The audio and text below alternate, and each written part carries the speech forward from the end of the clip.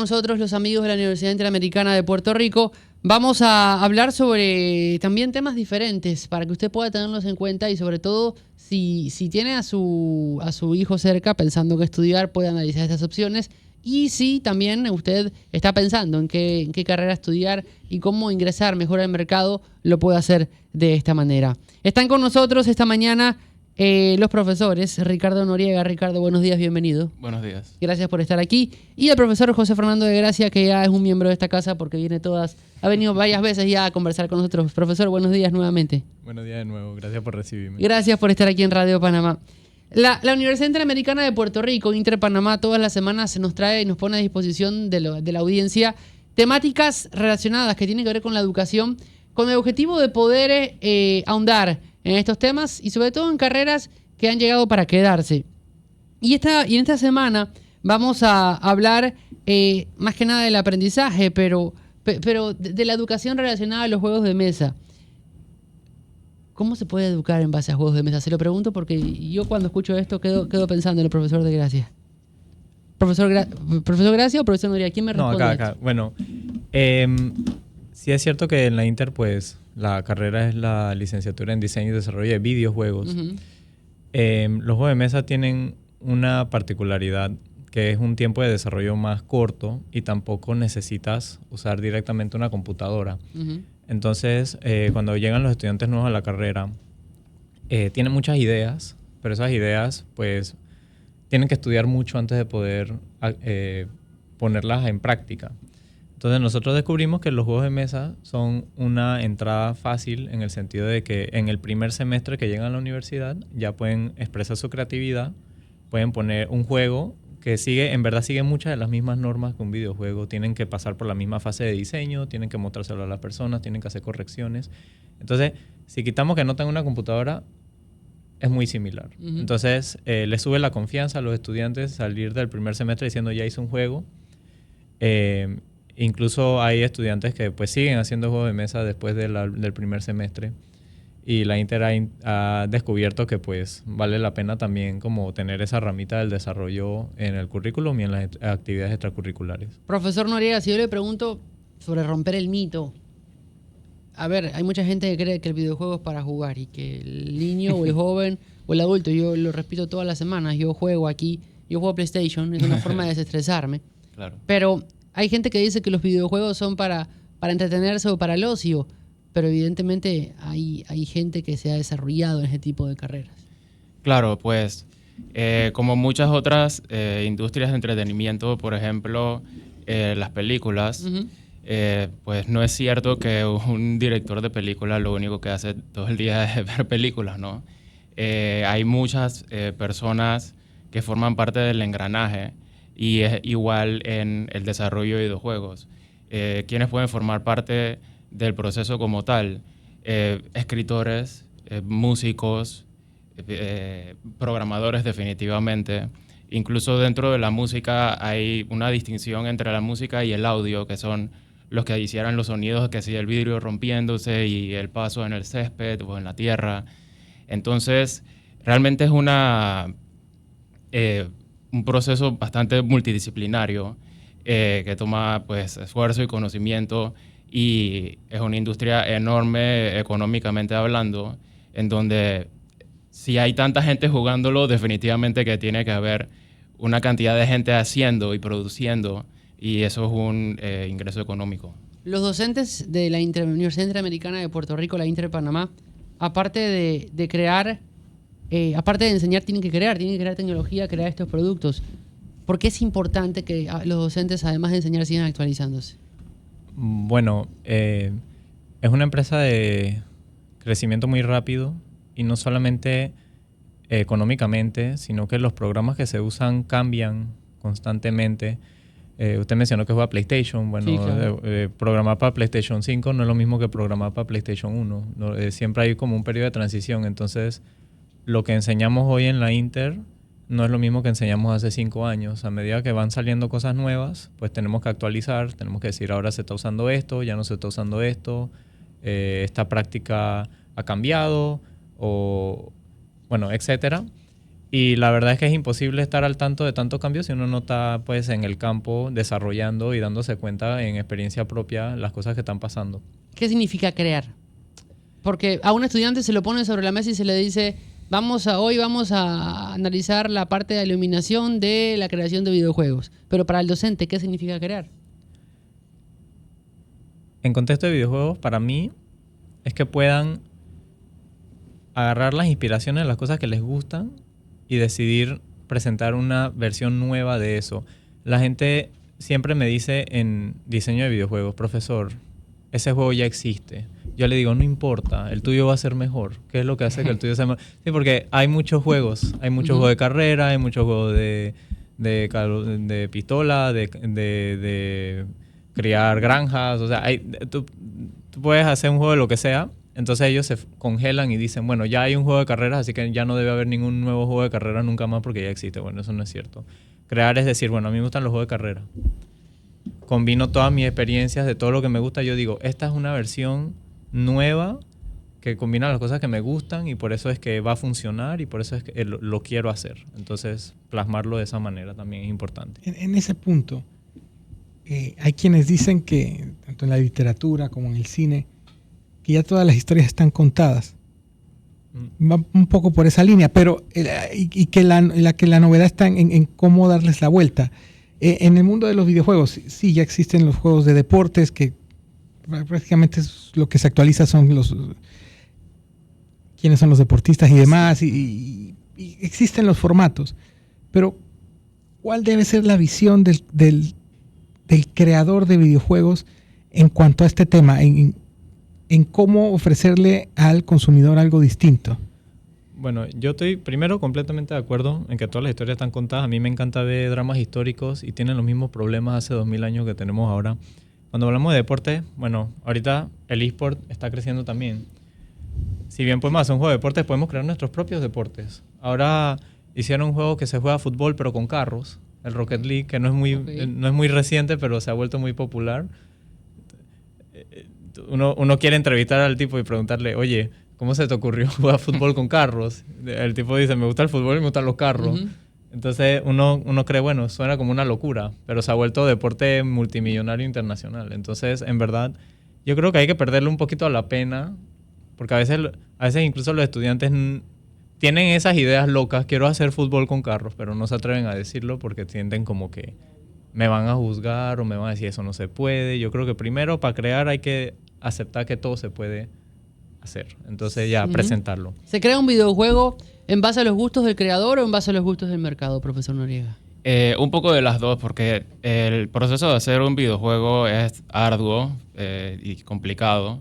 Entonces pienso yo que no quisiera como encerrarse por una cantidad considerable de tiempo a hacer algo que no le interese. Pero definitivamente también tienes que considerar qué es lo que le gusta a la gente. Y entonces sí es un balance, es un juego de balance entre... Porque, o sea, mucha gente, yo incluido, consideramos los videojuegos arte. Y entonces queremos hacer algo verdaderamente que resuene con la audiencia. Y para eso a veces hay que como que, por así decirlo, propasarse un poco y explorar esas áreas que no han sido exploradas. Pero bueno, lo cierto es que también tienes que considerar qué es lo que la gente está esperando de ti, de cierto modo, y buscar el compromiso entre las dos.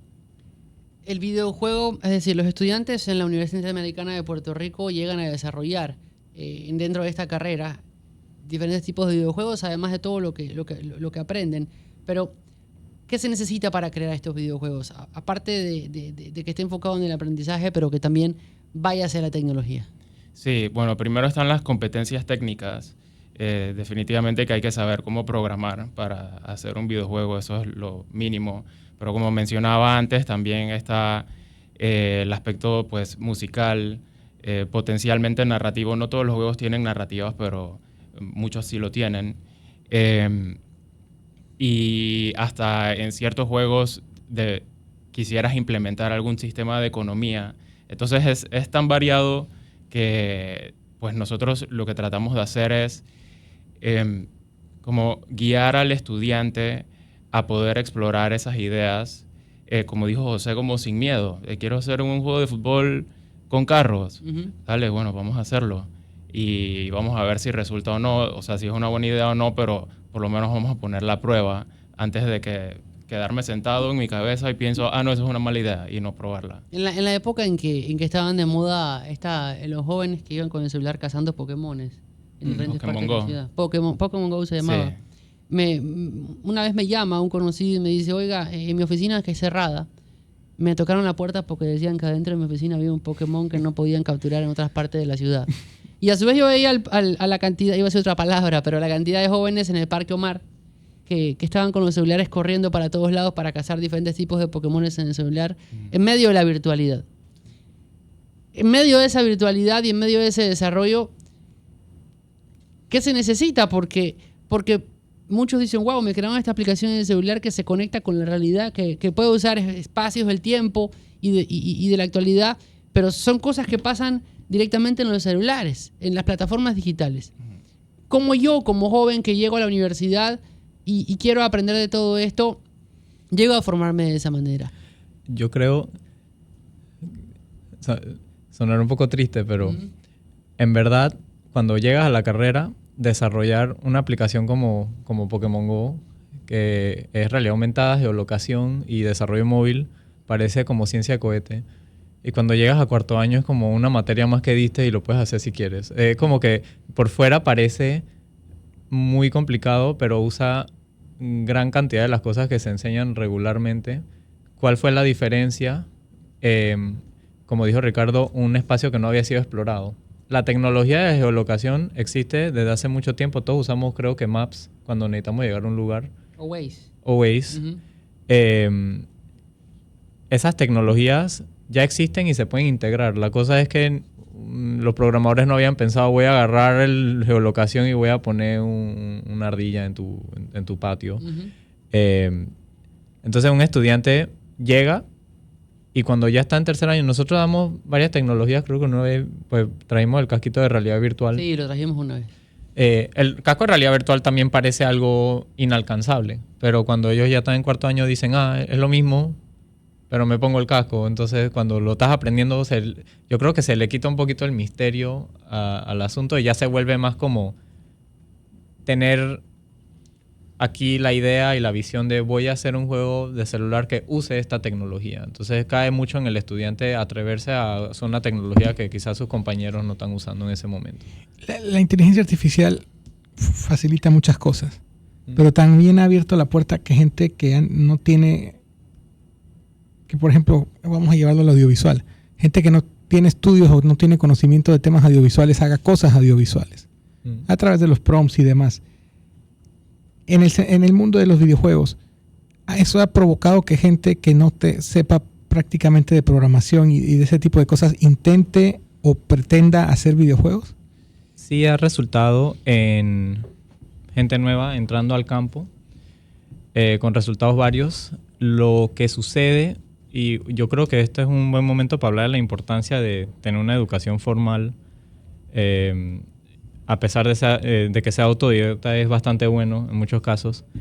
La IA te da un resultado, pero la IA se salta el viaje.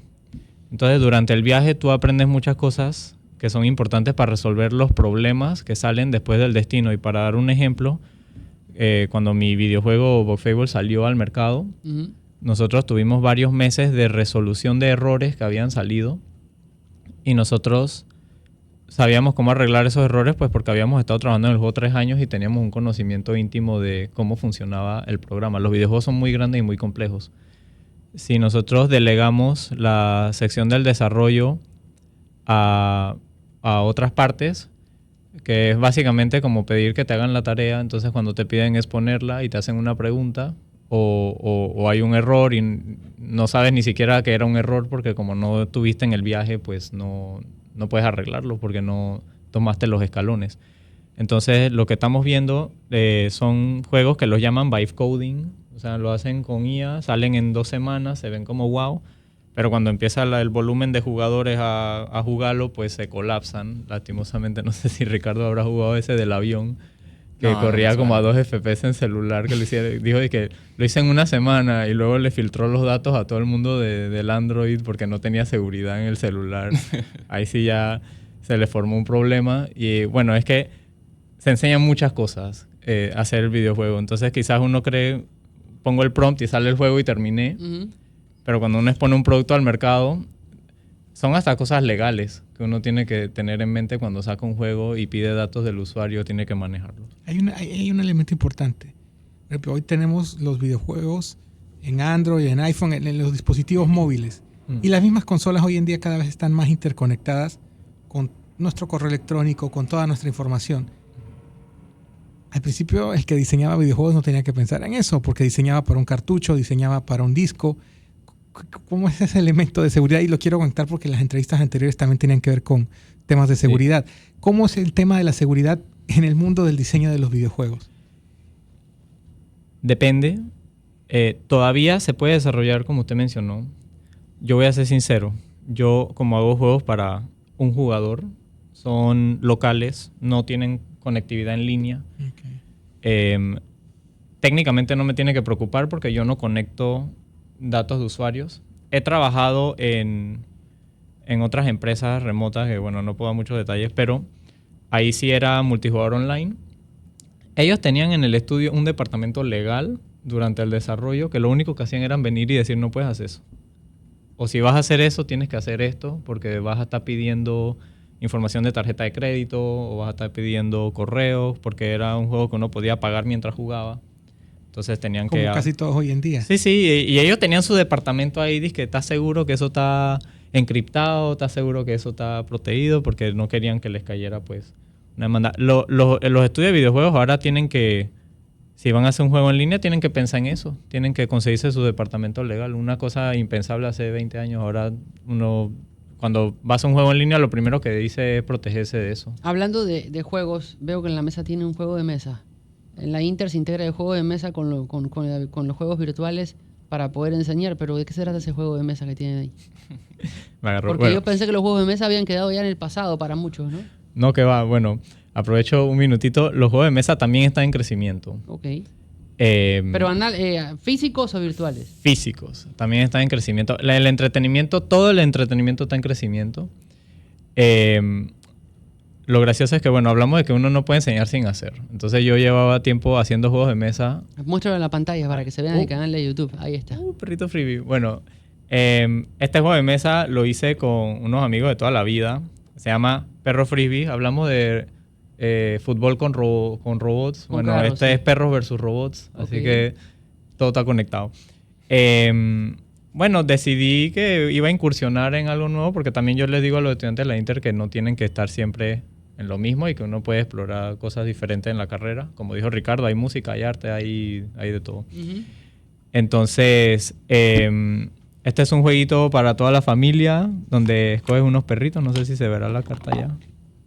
Usted señales a la cámara y la cámara hace su trabajo, no se preocupe. ¿La cámara hace un zoom? Sí, ya está el zoom de la cámara. Más abajo. Ahí, ya lo vi. Escoge unos perritos, chihuahua, maltés, el perrito chistoso. Uno escoge sus perritos con sus amigos y después vienen los robots que se quieren raptar a los perros al espacio. Pero ¿cómo se juega haciendo el espacio si es un juego de mesa? Los perritos... No, bueno, es la historia, ¿no? Ah, ok. Los perritos tienen el freebie, que este es el tokencito. Y los perritos como que le van lanzando los freebies a los robots para explotarlos y defenderse de los robots para que no se los rapten. ¿Estos juegos están dentro de los salones de clase de la Inter? ¿Los utiliza para poder dar clase? Bueno, ahora que lo hice, sí. Ahora cuando damos diseño de juego nos sentamos a jugar. Y ahora que lo tengo hecho, puedo decirles, dizque, bueno, ¿cuánto cuesta hacer una baraja de 54 cartas? ¿Cuánto cuesta? Bueno, depende del país, que eso lo descubrí a las malas. Este se hace local, entonces, si les hablo con transparencia, hacer esto usando, pues, producción local me cuesta $8 la copia. Ok.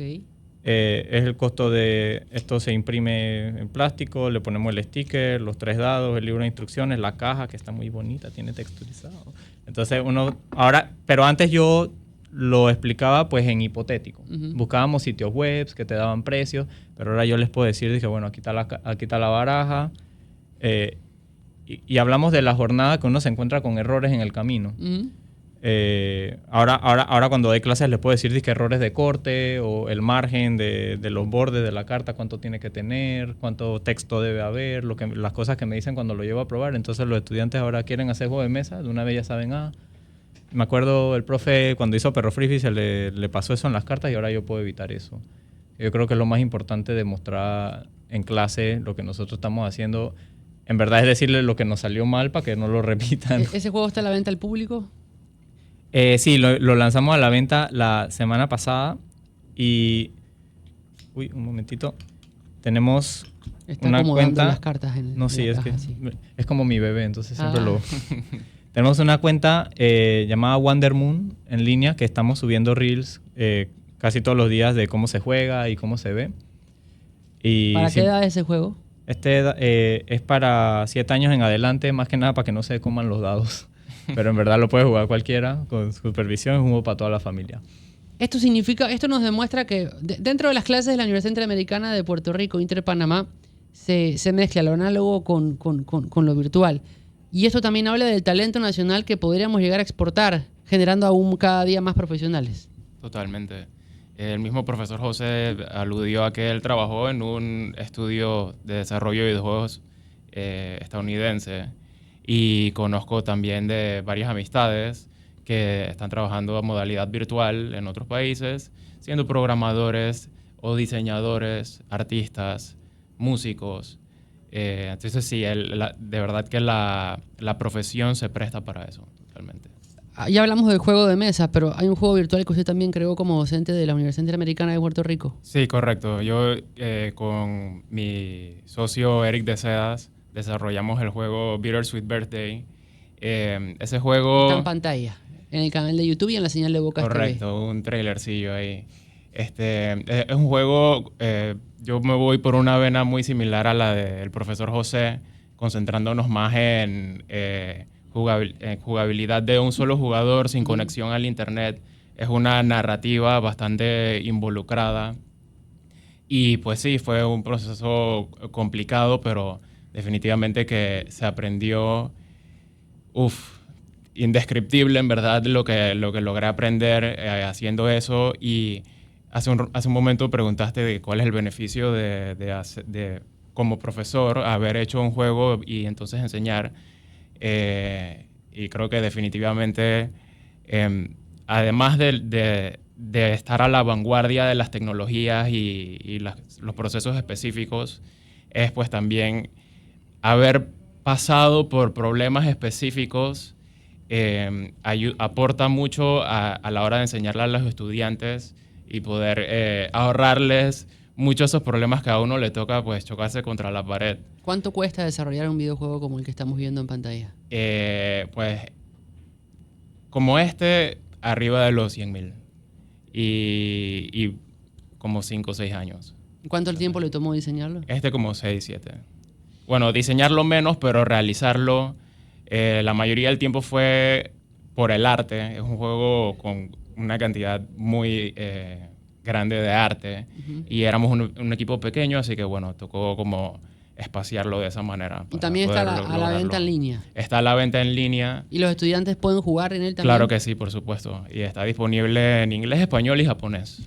Con la abundancia de producción de videojuegos, con todo esto de que ustedes hacen tantos juegos pixelados, estilo retro y demás, ¿el usuario sigue valorando el esfuerzo de hacer una obra artística como esta? Yo creo que sí. O sea, definitivamente hay tipos diferentes de jugadores, como hay tipos diferentes de consumidores en todas las áreas, ¿no? O sea, hay gente que le gusta la música porque la puede bailar, otra gente le gusta la música porque la letra le afecta, otra gente porque es complicada y le gusta lo complicado. Entonces, de igual manera, con los videojuegos hay mucha gente que verdaderamente aprecia el factor arte, pero bueno, hay otros que simplemente yo quiero jugar FIFA y bueno, ya voy a jugar FIFA. Soy yo. ¿Y cuánto Hay algo para todos, ¿no? Hay algo para todos, ¿Y cuánto se exactamente. sacrifica de esa parte artística cuando se tienen que desarrollar juegos para soportes tan distintos como es una PC, como es una consola, como es un teléfono Android, como es un iPhone? Porque me imagino que eso, al hacerlo tan universal, tendrás que sacrificar algo. Sí, pero más o menos depende, ¿no? Porque incluso ya hoy en día los celulares son tan potentes que hay juegos que salen para PC y celulares y son idénticos. A lo mejor en celular se ven un poquito peor, a lo mejor corren un poquito peor, pero son virtualmente el mismo juego, lo cual no era lo mismo antes, cuando salía el clásico juego licenciado de alguna película, el juego de Scooby-Doo, y salía la versión de PlayStation 1 y era un juego completamente diferente a la versión de Game Boy. Eso ya no es un factor tan activo en esas decisiones. Obviamente sí, pues sí existe un límite de, ok, este sí juego sí no es sensato que salga para celular, y entonces ahí tocará tomar la decisión. Estoy bien con eso y bueno, sale solo para PC y PlayStation 5, o entonces acomodo el diseño para que pueda salir en diversas plataformas. Interesante. ¿Me indican que usted quiere regalarle ese juego de mesa a la audiencia? Sí, yo... Bueno, usted es la universidad, ¿no? Bueno, sí. Este domingo nosotros vamos a estar en un evento llamado Sticker Party. Fiesta de stickers. Sticker Party. Sí, Okay. Sticker Party. Y va a ser en una tienda llamada Panama Art Supplies en San Francisco.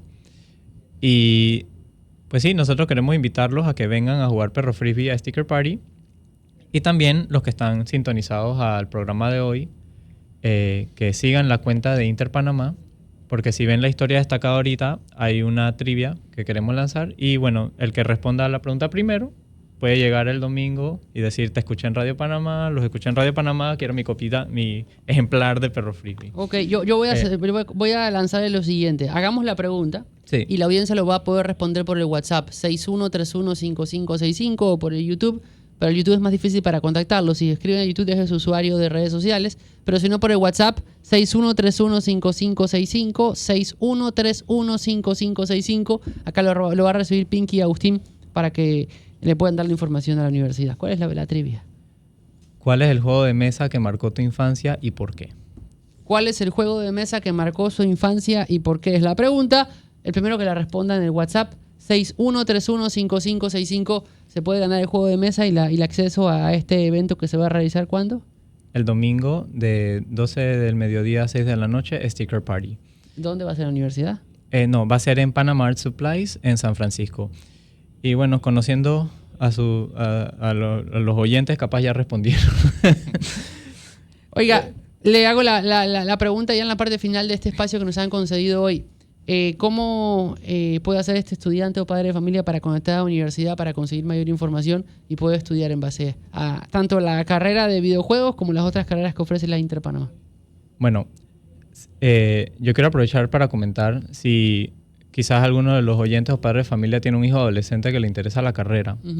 Nosotros este verano, del 2 al 4 de junio, estamos lanzando un veranito, Crea tu primer videojuego en Game Maker, que es un motor de juegos que se utiliza pues cuando inicias a desarrollar videojuegos.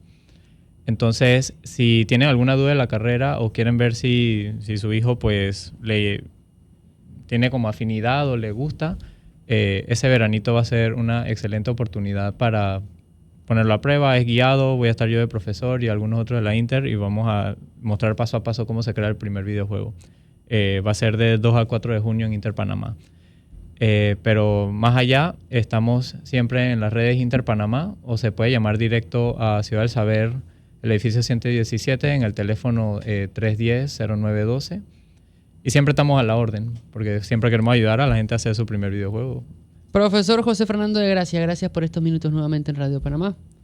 O sea, por invitarme siempre. Gracias por estar aquí. Les recuerdo la trivia. La pregunta es ¿cuál es el videojuego de la infancia que marcó su infancia? El juego de mesa. ¿Cuál es el juego de mesa que marcó su infancia? ¿Y por qué? ¿Y por qué? ¿Cuál es el juego de mesa que marcó su infancia y por qué? 61315565, 61315565 para que puedan responder por el WhatsApp. Profesor Ricardo Noriega, gracias. Mucho gusto. Gracias por estar con nosotros.